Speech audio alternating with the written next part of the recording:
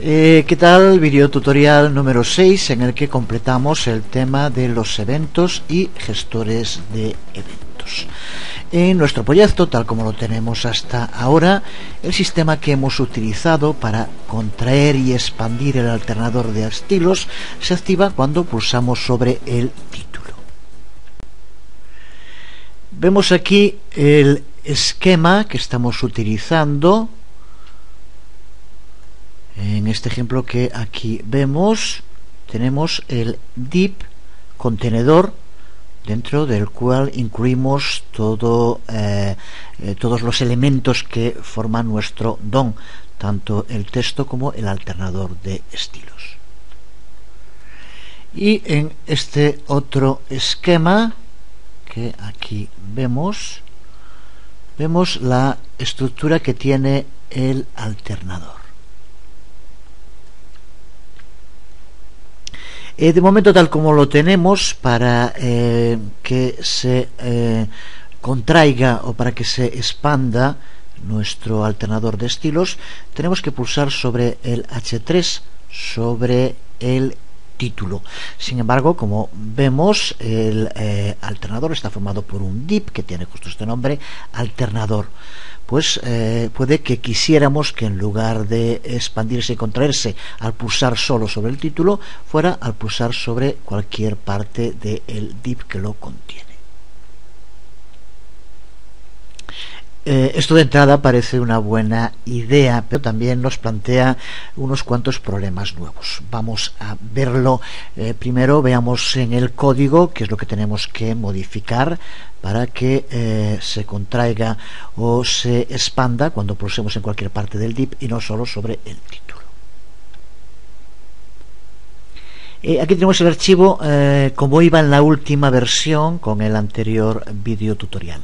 En esta nueva versión de Dreamweaver CS4, una de las nuevas funcionalidades con las que cuenta es la posibilidad de una vista en vivo directamente dentro de Dreamweaver sin necesidad de tener que estar abriendo el navegador. Y aquí vemos lo que decíamos, que solo pulsando donde tenemos la etiqueta H3 se contrae o se expande, pero sin embargo pulsando en otras partes del div, como vemos, no ocurre absolutamente nada, solo de momento en la etiqueta. Veamos entonces cómo decíamos, cómo teníamos que hacer: cambiar el código para que se expanda pulsando sobre cualquier lugar del div, lo que, como digo, también nos va a plantear nuevos problemas que nos van a permitir explicar unas cuantas cosas. Vamos a el archivo 6botón.js y es en esta parte del código, justo como estaba al final del anterior video tutorial.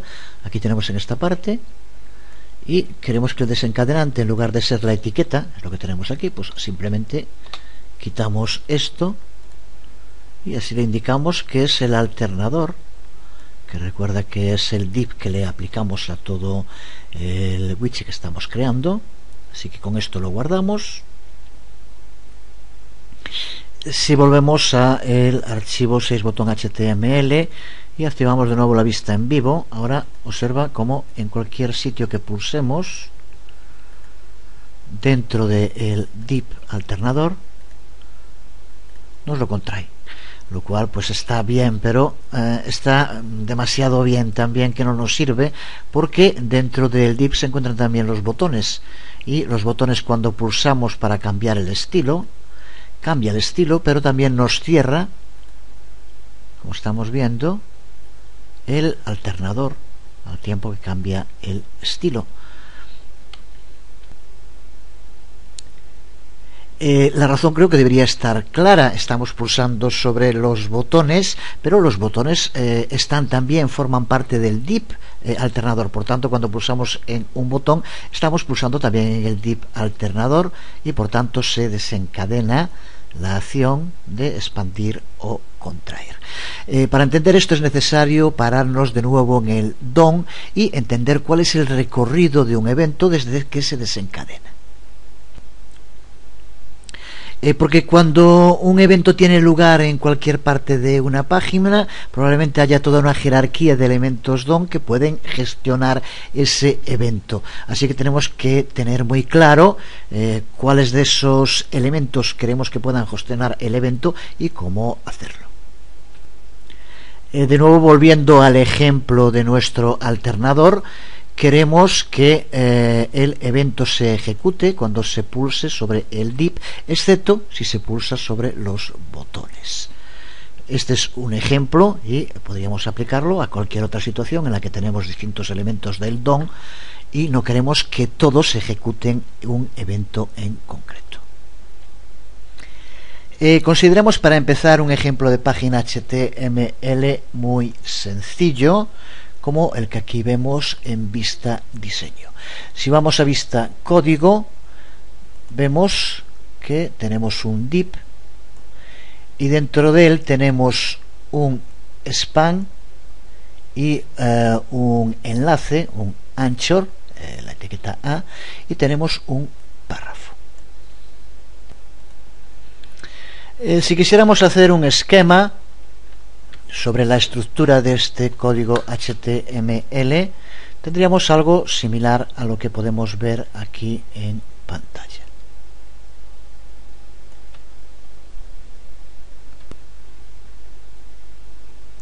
Veamos este esquema paso a paso. Primero tenemos un div. Dentro de ese div tenemos un span y un párrafo. Y dentro del span tenemos a su vez un enlace, un ancla. Pero ¿qué es lo que pasa cuando pulsamos sobre el enlace? Cuando esto ocurre, tanto el div como el span y también el enlace deberían por lo menos tener la oportunidad de poder responder al clic, ya que estamos pulsando en algo que pertenece a los tres elementos del DOM a los que aquí estamos haciendo referencia. En unas ocasiones puede que queramos que responda a los tres, pero en otras ocasiones puede que no queramos, como nos pasa con los botones en nuestro ejemplo. Se trata, por tanto, de un tema clave para hacer que nuestros scripts funcionen de modo correcto. Una estrategia para permitir a múltiples elementos responder a un clic es conocida como captura de evento, lo que se denomina en inglés capturing. Y el evento en este caso primero se le da la oportunidad de que responda a los elementos más generales, por tanto primero al div, y luego sucesivamente va pasando a los más específicos, por tanto después al span y por último a el enlace, a el anchor. Por tanto, de este modo todos tendrían la posibilidad de responder, pero primero empezaría por el div, luego el span y por último el anchor. Pero existe también la estrategia opuesta, que es denominada Event Bubbling y que hace referencia a la burbuja, que en este sentido iría hacia arriba. Por tanto, en lugar de ir de los elementos más generales a los más específicos, como indicamos aquí, irá desde los más específicos a los más generales. Por tanto, en primer lugar tendría la posibilidad de responder el enlace, en segundo lugar el span y en tercer lugar el div. Pues como no podría ser de otro modo, los distintos navegadores se desarrollaron originalmente con diferentes modelos sobre cómo tienen que propagarse los eventos. El estándar del DOM especificó que las dos estrategias, tanto la del capturing como la del bubbling, deben de funcionar. Según el DOM, primero el evento tiene que ser capturado de general a específico y posteriormente debe ascender de nuevo de específico a general hasta lo alto del árbol del DOM. Eso sería lo ideal, pero no todos los navegadores lo permiten y por tanto de nuevo es una de las cosas en las que jQuery nos va a ayudar en gran medida. En este caso jQuery siempre registra los gestores de evento para la fase bubbling, por tanto en el modelo desde el más específico hasta el más general. Lo que está claro es que en muchos casos nos vamos a encontrar con la necesidad de limitar el alcance que tenga un evento. Bien puede que queramos limitarlo espacialmente, impidiendo que el evento sea enviado a determinados elementos del DOM, o incluso también temporalmente, impidiendo que el evento sea enviado en ciertas ocasiones. Si volvemos al archivo de nuestra aplicación, en la parte donde tenemos el alternador, es aquí. Y si elaboramos un esquema como el que habíamos hace un momento para el alternador, aquí tenemos el div contenedor, que recuerda que es el que incluye todo el contenido de nuestra página. Dentro de él tenemos el div con el ID alternador, que es donde tenemos nuestro alternador de estilos. Y dentro del alternador de estilos tenemos una etiqueta h3 con la clase subtítulo, y tenemos un div con la clase botón, que a su vez cuenta con 3 botones, cada uno con un ID distinto. Con la versión que teníamos en un principio, lo que habíamos hecho es incluir el disparador del evento cuando se pulsaba sobre la etiqueta H3. Por tanto, no aceptaba a las otras partes del alternador. Sin embargo, lo que hicimos ahora fue cambiar el disparador del H3 al div de ID alternador, con lo cual incluye todos los elementos que están dentro de él, tanto el título, pero también los botones. Por tanto, tal como lo hicimos ahora, lo que ocurre es que en cualquier parte que pulsamos se va propagando a los distintos elementos que lo forman, y por tanto todos ellos disparan el evento, incluidos los botones, que es lo que no queremos que ocurra. También nos sirve para ver el funcionamiento en jQuery, lo que decíamos que siempre utiliza el sistema Event Boggling, siempre empieza desde el más específico al más genérico. Por eso cuando pulsamos, primero se va a ejecutar el código que tenemos aplicado al botón, por eso se aplica el estilo, pero después se va propagando hacia arriba, y al haber pulsado también en un elemento que está dentro del alternador, se disparará también el alternador, que es el que hace que se contraiga o que se expanda, porque es ahora aquí donde lo tenemos identificado. Antes, como estaba en el H3, este es un div aparte, y por tanto se pulsaba sobre H3 y esto no acepta a los botones. Para solucionar este problema vamos a tener que utilizar el objeto event de JavaScript, el event object. En resumen, cada vez que tiene lugar un evento sobre los elementos de una página HTML del DOM, JavaScript crea un objeto que guarda información sobre qué evento ha tenido lugar, en qué sitio en concreto ha tenido lugar, y le podemos después aplicar a ese objeto distintos métodos que nos permiten, por tanto, llevar a cabo acciones distintas. Aquí tienes algunas páginas. Esto es un tema de JavaScript en el que no vamos a pararnos ahora, pero aquí tienes algunos sitios en los que puedes profundizar en el tema del Event Object, tanto en este caso el de la W3 Schools, y si tienes problemas con el inglés, 2 en castellano, aquí donde habla del nuevo modelo de eventos, y donde te puedes ver información tanto sobre el objeto event como los distintos métodos que podemos aplicarle, y ejemplos también, tanto en este, aquí lo ves, como en este otro, en el que también habla de este objeto event, que recuerda como resumen que lo que hace es, cuando tiene lugar un evento, JavaScript crea un objeto al que le podemos aplicar posteriormente métodos para acceder a la información que guarda. Para nuestro código, lo que nos interesa saber es que para usar el objeto event en cualquiera de nuestros gestores solo necesitamos añadir un parámetro a la función, así que tal como tenemos escrito el código, a la función le añadimos el parámetro event con lo que nos quedaría de momento escrito como aquí lo vemos. Y con esto ya tenemos el objeto event disponible dentro de nuestro gestor. Y este objeto cuenta con una propiedad, que es la propiedad target, que puede servirnos para controlar dónde tiene lugar un evento.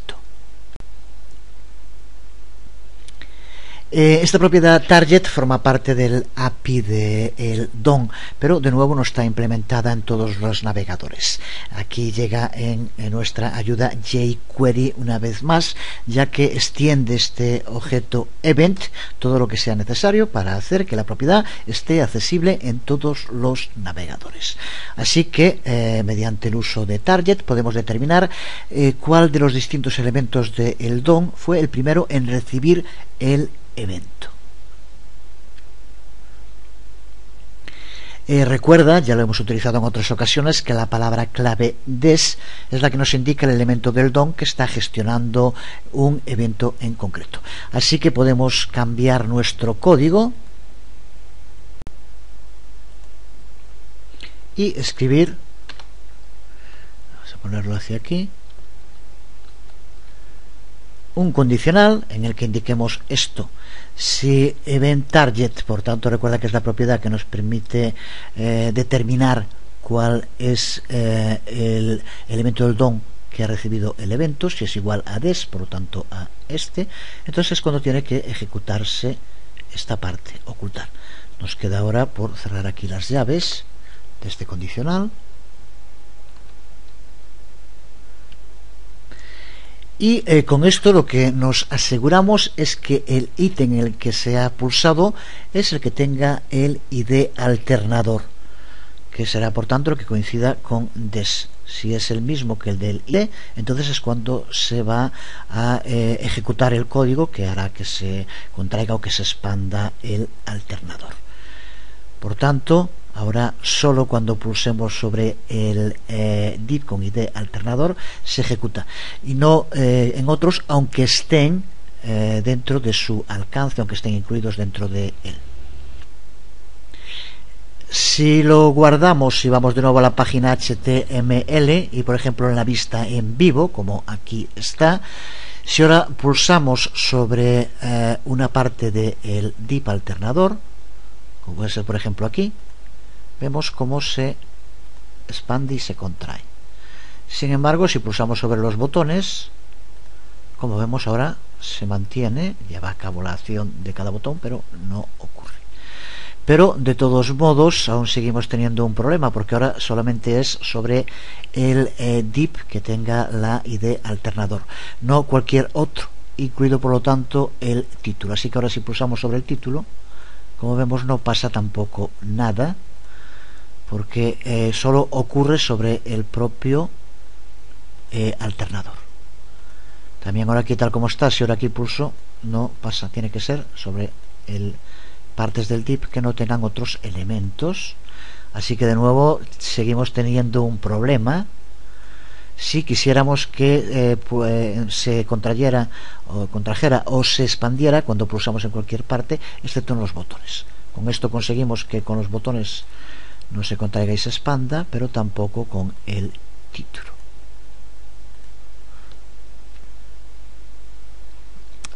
¿Qué hacer entonces? Lo que necesitaríamos es algún sistema, algún método, hablando en términos de programación, que permita detener la propagación del evento, que cuando pulsemos sobre el botón se ejecute el evento asociado, pero que ahí se detenga, que no se siga propagando a el resto de los elementos del DOM. Pues de nuevo el objeto event cuenta con el método que nos permite hacer eso, que es el método stop propagation. Este método que aquí vemos en una búsqueda en Google, simplemente para observar cómo en todas las primeras los primeros resultados que nos devuelve, entonces hacen referencia a que el sistema no funciona, does not work. Hay que instalar también no me funciona en Firefox, en otros hablan de que no les funciona en el Explorer. De nuevo nos encontramos con el problema que nos daba utilizar este tipo de objetos y métodos, ya que el resultado variaba mucho dependiendo del navegador en el que se utilizaba. Esto es lo que nos soluciona jQuery. Trabajando con jQuery tenemos asegurado que nos va a funcionar en todos los navegadores, y ahora sí podemos aprovechar estas grandes ventajas que nos dan métodos, en este caso objetos como el objeto event, que nos va a permitir, usando el método stop propagation, de modo muy sencillo, como vamos a ver ahora, hacer que se ejecute solo sobre un elemento del DOM y no se siga propagando. Volvamos a nuestro código, y lo que vamos a hacer para empezar es eliminar el código que acabamos de escribir, que veíamos el resultado y que no nos valía para lo que queríamos hacer, así que lo eliminamos y lo dejamos exactamente como estaba antes.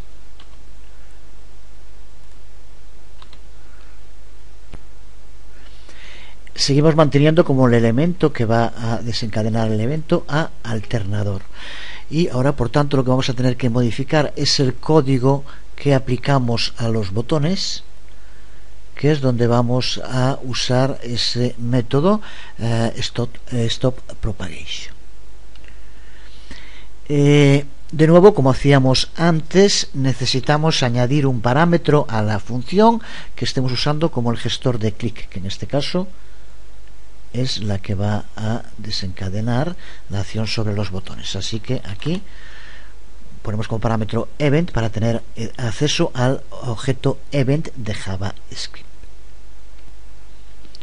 Y a continuación, al final del código, lo único que vamos a hacer es llamar a ese método, así que ponemos event stop propagation. De este modo evitamos que cualquier otro elemento del DOM responda a este evento.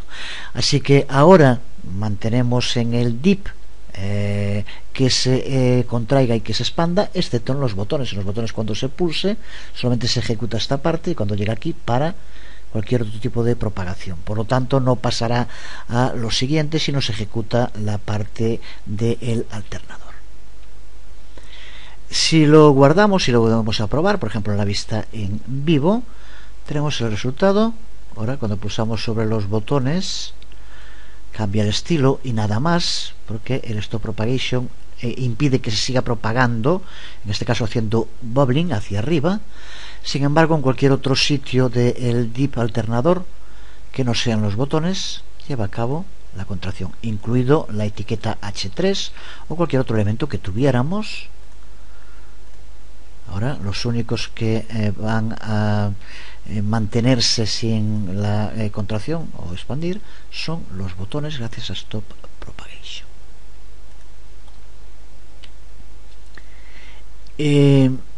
Otro método similar a stop propagation, aunque con objetivos distintos, es el método prevent default, que en este caso lo que permite es evitar los comportamientos por defecto que tienen muchos elementos del DOM. Por ejemplo, lo que ocurre cuando pulsamos sobre un enlace, siempre se nos va a abrir una nueva página. Eso es un comportamiento por defecto. Pues también con el uso de prevent default podemos evitar que eso se lleve a cabo, y como aquí nos indica, podemos cancelar esos eventos por defecto, pero sin embargo que se siga propagando el evento a otras partes si lo necesitamos. Por tanto, por ejemplo, con los enlaces sería un ejemplo. Prevent default sería también utilizable, igual que con stop propagation, gracias a jQuery, con seguridad en todos los navegadores. Decía antes que además de impedir que un evento se propague a otros elementos del DOM, puede que también queramos limitar temporalmente cuando el gestor de evento debe ejecutarse y cuando no. Para eso veamos ahora cómo podemos eliminar un gestor de evento cuando ya no nos sea necesario. Tradicionalmente esto solía hacerse con declaraciones condicionales dentro de los gestores de eventos, pero con jQuery podemos hacerlo de modo mucho más directo. Para ver un ejemplo vamos a modificar de nuevo la aplicación, nuestro alternador, y lo que vamos a hacer ahora es que solo se contraiga cuando está aplicado el estilo normal. Ahora, como vemos, sea cual sea el estilo que tiene aplicado, si pulsamos sobre el alternador se contrae o se expande. Pues vamos a hacer que solo se contraiga cuando está aplicado el estilo normal, y si está aplicado alguno de los dos otros estilos, que no se pueda contraer el alternador. Creo que debe estar claro, pero lo vemos en este ejemplo ya terminado para explicarlo. Aquí tenemos ahora la página en vista normal. Si pulsamos, como vemos, se contrae o se expande. Sin embargo, si cambiamos a cualquiera de los otros estilos, por ejemplo a estrecho, ahora, aunque pulsemos, no se contrae. Y lo mismo en el vista impresión o largo, tampoco. Pero si volvemos al normal y ahora pulsamos, sí que se contrae. Vamos a ver cómo modificar el código para conseguir esto, que vemos cómo modificamos en el tiempo la ejecución de un evento sobre este div dependiendo de cómo se encuentre la página en cada momento. Para lograrlo vamos a utilizar un método de jQuery, el método unbind, que hace justo lo opuesto del método bind. Lo que hace es eliminar las vinculaciones de los eventos. Para poder utilizarlo, primero tenemos que darle a nuestra función que va a gestionar el evento un nombre, de modo que podamos usarla más de una vez sin repetirnos. Así que vamos a darle, por ejemplo, como nombre activar alternador estilo, y modificamos ahora esta línea. Vamos a cortarla.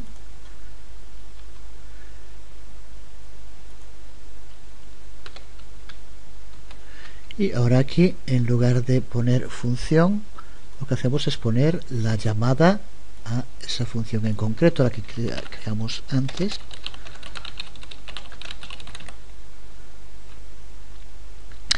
Observa la sintaxis que usamos para definir la función, porque la función la seguimos creando anónimamente, pero vamos a asignarle la función a una variable local.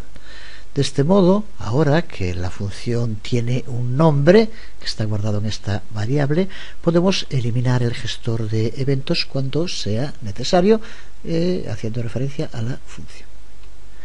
Vamos entonces a utilizar el método unbind para eliminar el gestor de eventos. Queremos que esto ocurra cuando se pulsen los botones de largo y de estrecho. Así que escribimos el código para el alternador estrecho y para el alternador largo y aplicamos el método unbind, al que, como vemos, pasamos dos parámetros. El primero, el evento que lo va a desencadenar, y el segundo, con el nombre de la función, indicamos el evento que queremos que se elimine.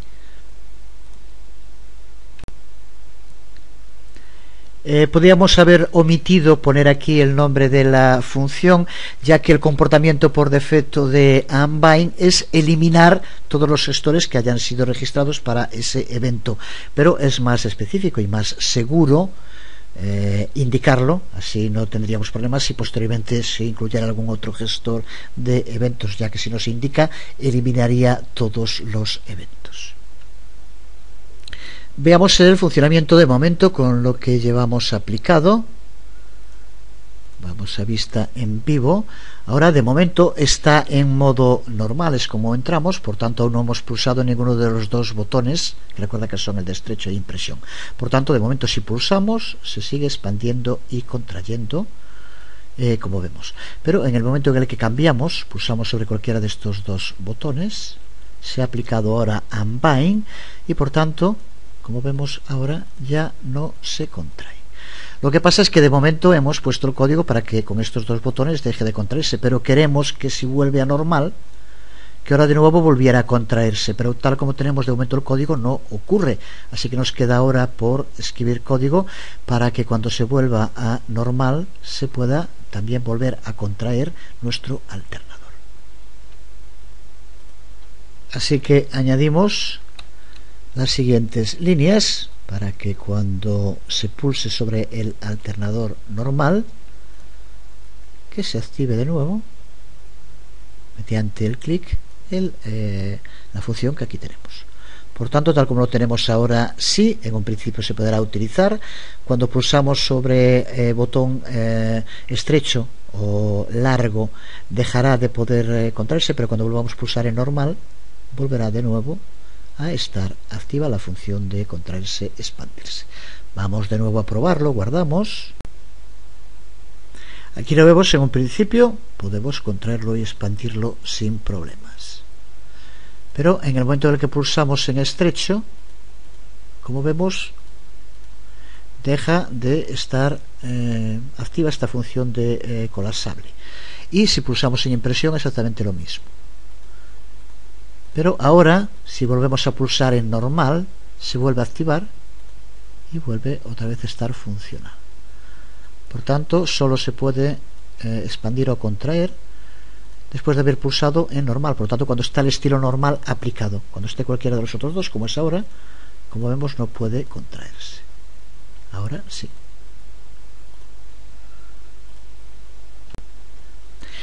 Hace referencia también a que contamos con un método que podemos considerar como un atajo si lo que queremos es que una determinada acción se desencadene solo una vez y posteriormente deje de estar activa. Para ello tenemos que utilizar el gestor de evento one. Con este, como decía, lo que hacemos es que una vez que el gestor de eventos se haya ejecutado una vez, pasa a estar desactivado y por tanto no volverá a ejecutarse más. Vamos a terminar viendo cómo podemos simular la interacción del usuario, porque puede que en ocasiones queramos que se ejecuten trozos del código que tengamos vinculado a algún evento, aunque ese evento no tenga lugar. Por poner un ejemplo que estamos viendo aquí, si quisiéramos que el alternador de estilo empiece colapsado en lugar de empezar expandido como lo tenemos hasta ahora. Desde luego que podríamos hacerlo de otros modos, bien utilizando la hoja de estilos o desde jQuery llamando al método high, usando también para ello un document ready. Pero vamos a ver cómo podemos utilizar el propio código que tenemos en un evento para hacer que se ejecute el código de un evento aunque el evento no tenga lugar. Para ello contamos de nuevo con un método que es el método trigger, que es el que nos permite hacer justo esto.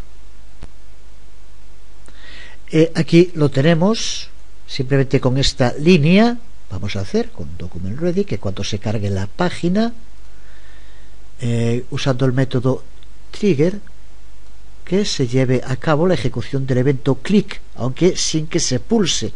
Por tanto, lo que va a ocurrir ahora es que cuando se cargue la página se ejecuta ese evento y por lo tanto se contrae. Así que ahora cuando entremos en la página aparecerá contraído, pero usando este método trigger que, como vemos, es un sistema para que se ejecute un evento aunque no tenga lugar el evento.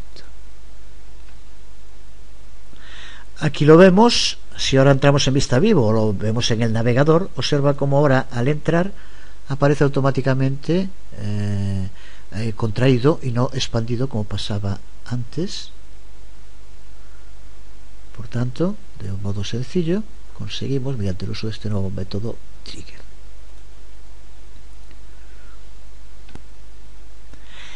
Terminamos con esto los videotutoriales dedicados a los eventos y gestores de eventos dentro del curso de jQuery.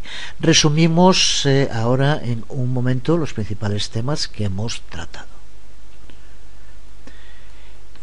Sabemos ya cómo reaccionar ante los clics del usuario sobre un elemento de la página utilizando métodos como bind o click y cambiar los estilos usados en esa página.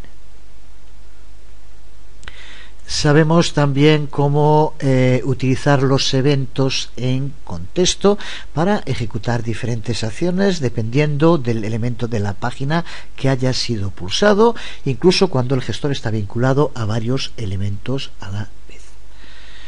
Sabemos también cómo podemos alternativamente expandir y colapsar elementos de la página usando el método toggle. Sabemos cómo destacar elementos de la página que se encuentren bajo el puntero del ratón usando hover. Sabemos cómo determinar qué elementos van a responder a un evento mediante el uso de Stop Propagation o en otros casos también Parent Default.